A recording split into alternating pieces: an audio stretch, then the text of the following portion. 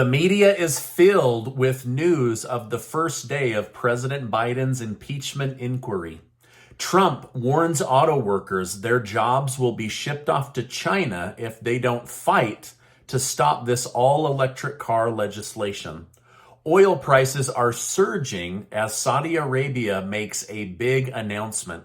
Plus, Elon Musk mocks President Biden and says he'd rather go to jail than do this one thing Biden is demanding. Thank you so much for liking and sharing these videos. It really helps me out, so thank you so much. I also want to thank today's video sponsor, Rocket Money. With high prices and high interest rates, you're going to want to have Rocket Money to help you with your money, and I'll tell you why. Last night, former President Donald Trump skipped the second Republican primary debate and went to Michigan to speak with auto workers on strike. During his hour-long speech, Trump expressed his views that Biden's extreme EV push will destroy their jobs completely. He stated, "It doesn't make a damn bit of difference what you get in regards to a union settlement, because in 2 years, you're all going to be out of business." In response, the Biden campaign claimed Trump is lying, calling him a billionaire charlatan who outsourced jobs to China during his term. Now, much of the media said Trump's speech was a waste of time, and he should have attended the debate. However, people are saying he won the debate without even showing up for it. They also praised Joe Biden for going to Michigan in support of the auto worker strike. What the media fails to mention is Joe Biden was there for only 12 minutes and only spent 82 seconds talking with people about the strike. He then got on a plane and flew to a fundraiser where he could get money from people that actually have money. So now many UAW workers are saying, man, I feel insulted. You showed up to take a picture with me and didn't really talk about my issues or my concerns. During the actual Republican primary debate, Nikki Haley and Governor Ron DeSantis seemed to perform the best. Unsurprisingly, Vivek Ramaswamy was the clear target from most of his competitors due to his amazing performance during the first debate. At one point, Ramaswamy tried defending his use of TikTok while at the same time pushing for it to be banned. In response, Haley bashed him, stating, "Honestly, every time I hear you, I feel a little dumber for what you say." One other moment that stuck out was Christie called Donald Trump Donald Duck because he was ducking the debates. Most people said, Christie, just keep your mouth closed. That was not a good comeback or a burn. Now, you'll have to let me know who you thought down below. Who won? Was it Christie? Was it Vivek Ramaswamy? Was it Donald Trump? Let me know of the 8 people that were able to move forward and the 7 at the debate. Who do you think actually won the GOP primary debate?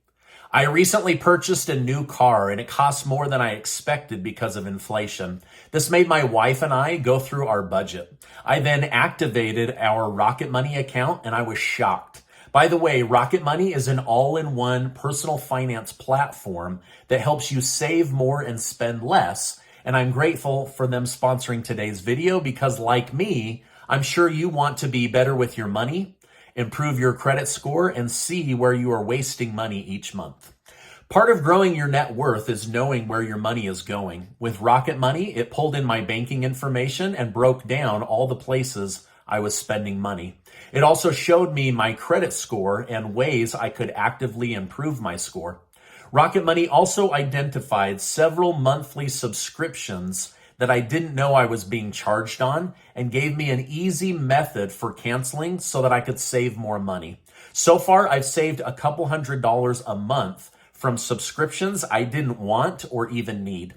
So follow my link below to download Rocket Money today and unlock more features with premium. Just go to rocketmoney.com/Stephen Gardner or click the link in the video description down below. Rocket Money is amazing, and I know you're going to love them. Back in Washington, Republicans just finished up their first impeachment hearing inquiry into President Joe Biden. Now remember, they're not This is not to impeach Joe Biden. This is to decide whether there's enough evidence to move forward towards an impeachment or if they should pass on an impeachment and move forward. Now, because this was the first of many, Republicans simply laid out a roadmap of where they hope this hearing will go and what questions they hope to get answers for. In essence, they will try to prove that Joe Biden was connected to his son Hunter's alleged corrupt business dealings, which James Comer, the president's brother, argues is exactly what happened. Comer stated that James Comer, not James Biden. Comer stated that the inquiry was started because he uncovered a mountain of evidence revealing how Joe Biden abused his public office for his family's financial gain. I'll continue to keep you updated. Today was just day one, but there was a lot of evidence that was presented that's very, very concerning. However, one of their star witnesses, Jonathan Turley, a professor of law, said, as of right now, there's not enough evidence to impeach Joe Biden, but there is enough evidence to move forward with seeing whether he should be impeached or not. So again, this is the gathering phase. U.S. District Attorney Judge Tanya Chutkan has refused to remove herself from Donald Trump's election interference case in Washington, D.C., after Trump's legal team requested for her to do so on grounds of her personal dismay towards Donald Trump. During the sentencing for a prisoner involved in January 6th, Chutkan stated the Capitol riot was carried out by people who had blind loyalty to one person who, by the way, remains free to this day. Trump's attorney stated, as an apparent prejudgment of guilt, these comments are disqualifying, standing alone. However, Chutkan refused to resign on the basis that she has never expressly said Trump was responsible for the riot. So on the one hand, she's gone on the record saying she thinks Donald Trump should go to jail. On the other hand, she's never expressly said she thinks Donald Trump should go to jail. So just because she hasn't expressly said it, she's just alluded to it or been vague about it. She's not recusing herself and has given herself the authority to continue being the judge over Donald Trump. Now, sadly, gas prices could be going higher. The price of oil per barrel increased to around $95 a barrel. This is up almost $19 to $20 in the last couple months. In fact, Armaco, the wealthiest company in the world, the oil producer for the country of Saudi Arabia, said they are making so much money in oil and gas, they plan to expand into natural gas and liquid natural gas. Right now, the price of oil has just reached a 13-month high. Now, I'm feeling it. I'm sure you're feeling it. Man, too bad there's not an election where Joe Biden could release some of the strategic petroleum reserve and get these prices down. But until then, we're just going to have to suck it up and move forward. I hate reporting that, but that's what's in the news today. North Korea announced to their citizens that the world is the closest it's been to nuclear war since World War II. Now, this could be propaganda to keep North Korean citizens in line, or this could be what they actually believe after watching what's going on with Russia and Ukraine and NATO.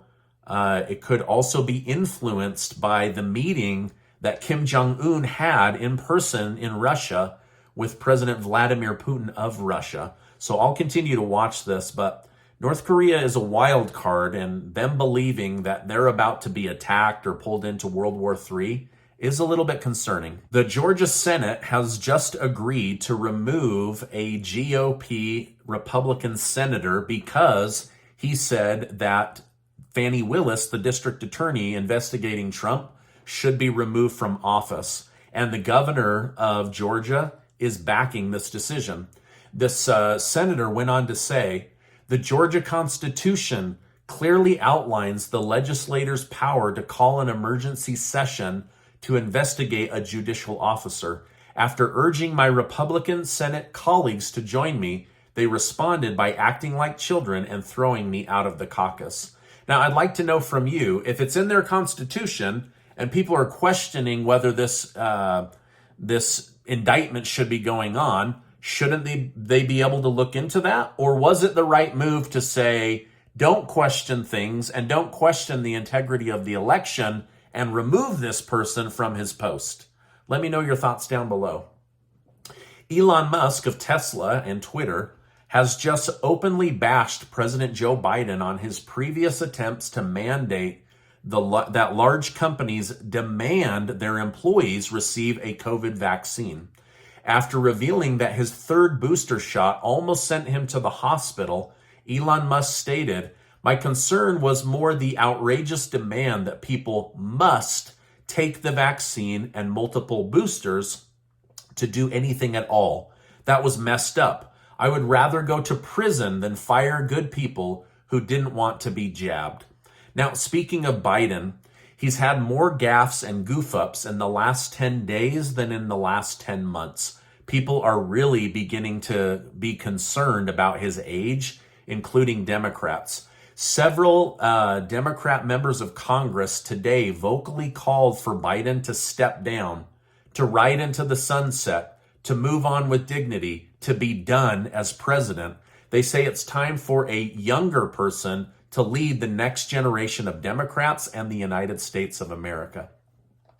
Canadian Prime Minister Justin Trudeau has apologized to Ukrainian President Zelensky for applauding a former soldier of Nazi Germany. Trudeau stated, "It was a horrendous violation of the memories of the millions of people who died in the Holocaust.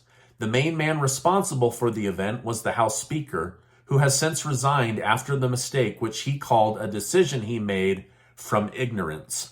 Now, I don't know why Justin Trudeau is apologizing to Zelensky. Zelensky likely knew that this war veteran, who he called a hero, was actually a Nazi that fought against Russia during World War II. But now the Speaker of the House has had to resign. Justin Trudeau looks like an idiot, and Ukraine is getting apologies. Like, nothing makes sense anymore. The famed journalist who released the bombshell report claiming America destroyed the Nord Stream 2 pipeline, Seymour Hersh, has just added context to this outrageous story. His newly released report sought to find the motive behind the alleged attack, which he claimed was not due to winning the Ukraine war. He stated it resulted from fear in the White House that Germany would waver and turn on the flow of Russian gas, and that Germany and then NATO, for economic reasons, would fall under the sway of Russia and its extensive and inexpensive natural resources, and thus followed the ultimate fear that America would lose its long-standing primacy in Western Europe. So if this is true, this means that we betrayed Germany, a NATO ally, because we were worried they would get inexpensive gas from Russia and that we wouldn't have a stranglehold on our German allies. Now, this seems so wrong to me, but this is the story that's coming out in the news. Speaking of Ukraine, CNN has reported that the Wagner mercenary group has now been redeployed to the battlefield. The soldiers are now reporting working for the Russian Ministry of Defense as individuals and not as a unit. So it seems that since Prigozhin died mysteriously in that plane crash, Putin has stepped up his control and his demand for loyalty from the Wagner mercenary group. Now, this is my update for today. As I know more, I will definitely come on and share more with you. Before you go, I want to remind you that you are amazing. Please give this video a like and hit that subscribe button. We are growing and we want you in this important community. Now, before you go, please check out Rocket Money. They will help you. So many people are struggling. I've already saved hundreds of dollars a month just by having Rocket Money review my bank accounts and see what I'm doing wrong and also point out what I'm doing right. Also, check out this important video and this important video. Hey, thanks so much, and I will see you on the next video.